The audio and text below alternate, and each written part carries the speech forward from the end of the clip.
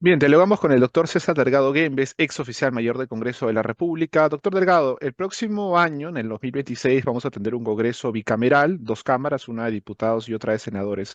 Seguramente muchos jóvenes que quizá no vivieron o no estuvieron vivos en la época de los 90 hasta el año 92, no recuerdan mucho este sistema. ¿Cuáles son las características principales que tiene un Congreso bicameral y cuáles serían las principales diferencias, por ejemplo, entre diputados y senadores?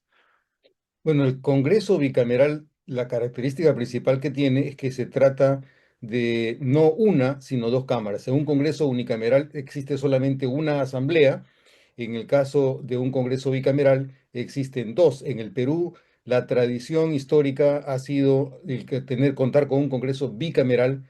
La única excepción sería la que tenemos actualmente, la del Congreso unicameral.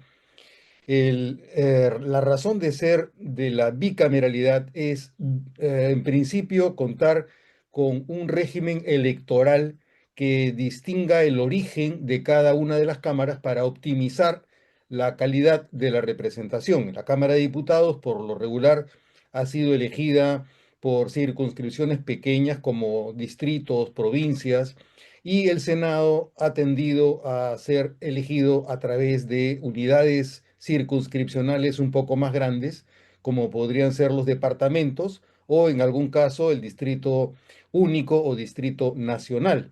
En el caso actual, tenemos una Cámara de Diputados que será elegida por circunscripciones fundamentalmente provinciales, y en el caso del Senado, la diferencia será que habrá dos tipos de origen para el mandato representativo en el Senado. Por un lado, se va a elegir a los senadores por departamento, y por otro lado, todos los ciudadanos podremos elegir, además del senador que nos corresponda por el departamento en el cual residimos, podremos elegir a un senador a nivel nacional. Entonces, habrá una doble postulación. Los partidos tendrán que proponernos a candidatos al Senado y nosotros tendremos la opción de elegir a dos: a un senador por la circunscripción departamental y a un senador por la circunscripción nacional, dependiendo obviamente del número de senadores con que cuente cada circunscripción. En el caso de Lima, por tratarse de una región bastante más grande, tendrá, si no me equivoco, cuatro representantes. Los ciudadanos que residen en el extranjero contarán también con un senador que los represente, y la provincia constitucional del Callao tendrá también un senador más. Los senadores serán 60 y los diputados serán 130. Eso es cuanto al tema del origen de las dos cámaras. Pero aparte tenemos una diferenciación respecto a las funciones que le corresponde a cada una de las dos cámaras. En el caso de la Cámara de Diputados, su función central es de carácter legislativo y alguna función igualmente de carácter de control político. En cuanto al proceso legislativo, el Senado tiene solamente potestad de modificación, de veto y de remisión de las leyes que apruebe al Poder Ejecutivo. El Senado y la Cámara de Diputados no tienen la posibilidad de intercambiar posiciones respecto del mismo texto que diputados aprueba y que eventualmente el Senado lo modifica, lo corrige o eventualmente lo archiva. Ese procedimiento se llamaba antiguamente el procedimiento de insistencias entre cámaras y permitía que hubiera mayor simetría en cuanto al proceso legislativo entre una y otra cámara.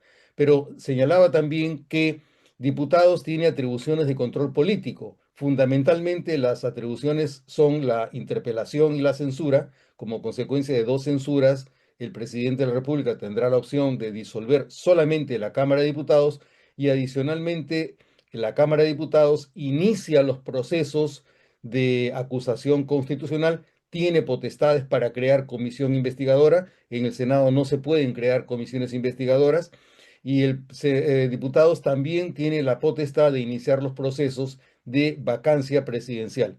En cuanto al Senado, el Senado también tiene potestades de control político y estas se concentran en dos niveles. Por un lado, el control político respecto de potestades normativas del presidente de la República, ya sea por decretos legislativos, por decretos de urgencia, por tratados internacionales ejecutivos o por el régimen de excepción.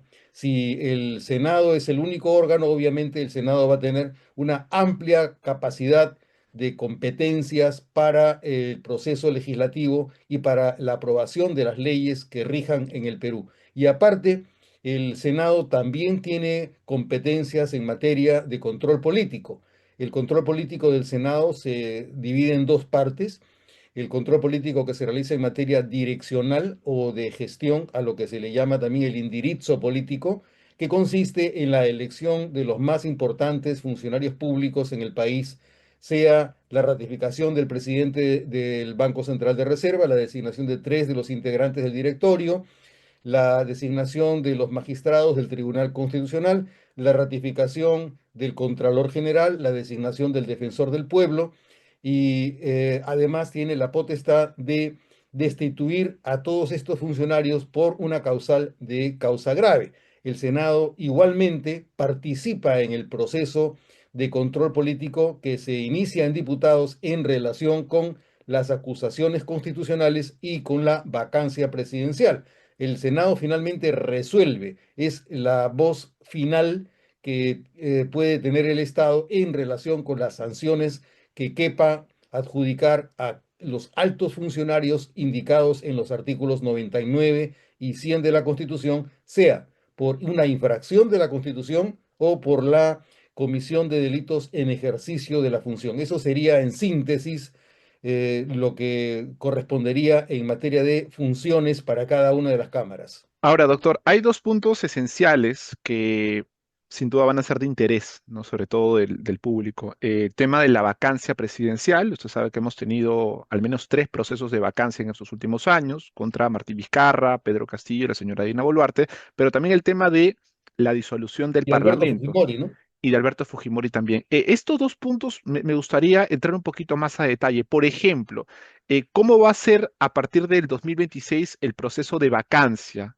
¿Solamente se va a votar a nivel de diputados? ¿Tendría que ser ratificado por senadores? Y del otro lado, también me gustaría conocer cómo se daría una disolución del Parlamento, si ambas cámaras se desactivan o si solamente entraría una. Gracias. Como te lo mencioné, la disolución de la Cámara de Diputados procede únicamente cuando, en ejercicio de la potestad que le corresponde en materia de control político, censura a dos gabinetes. Se censura a dos gabinetes y la Presidencia de la República tiene la atribución, la facultad o la potestad de disolver únicamente la Cámara de Diputados. No se puede disolver el Senado. El Senado mantiene la integridad de sus funciones durante todo el periodo. No se lo puede disolver. Además, a la Cámara de Diputados tampoco se la puede disolver durante el último año del periodo constitucional. Y en cuanto a la vacancia presidencial, es un proceso de carácter bicameral. Esto significa que el proceso se inicia en la Cámara de Diputados con todas las fases que deben preverse, desde el número de firmas para la presentación de un pedido de vacancia, la admisión, luego resuelve el Congreso y esta decisión debe pasar inexorablemente al Senado, que es el órgano que resuelve en último término si se vaca o no se vaca al presidente de la República.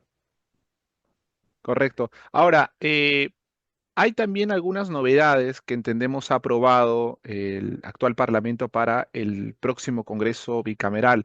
Por ejemplo, el tema de la interpelación, ¿verdad?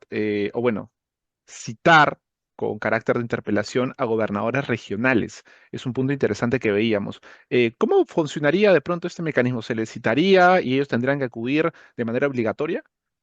Mira, en principio creo que es importante, antes de referirnos a las ramas del árbol, ver cuál es el bosque en el que nos encontramos. Para empezar, mi posición respecto a la aprobación de los reglamentos del Senado, de Diputados y del Congreso es una aprobación que tiene visos de inconstitucionalidad porque se está infringiendo el principio de autonomía de las cámaras.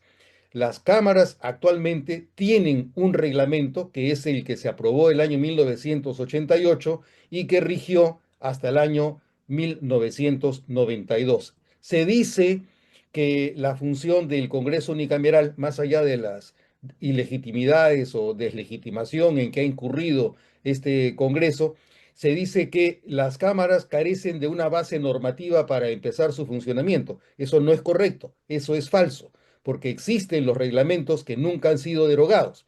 El argumento principal que se esgrime es que no tienen cómo empezar a funcionar y por lo tanto con carácter tutelar este Congreso aprueba las normas que el próximo Congreso bicameral no tiene cómo aprobar para empezar su funcionamiento con las juntas preparatorias. Todo eso está previsto con lujo de detalles en los reglamentos de diputados y del Senado.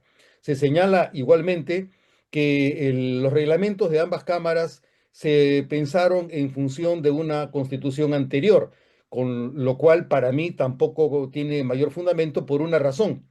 Desde el año, por lo menos desde el año 1853, las cámaras, ambas, diputados y el Senado, se rigieron por el reglamento interior de las cámaras legislativas del año 1853, no obstante las modificaciones que tuvo el Perú con las constituciones de 1856, 1860, 1867 durante el siglo XIX y con las constituciones de 1920, 1933 y 1979. Ese vetusto reglamento de 1853 funcionó perfectamente para la organización del Congreso durante más de 100 años, no obstante que se cambiaban las constituciones. Lo mismo cabe hacer con el reglamento de las cámaras de diputados y el Senado, que se modificaron y aprobaron respectivamente en el Senado y en diputados el año 1988.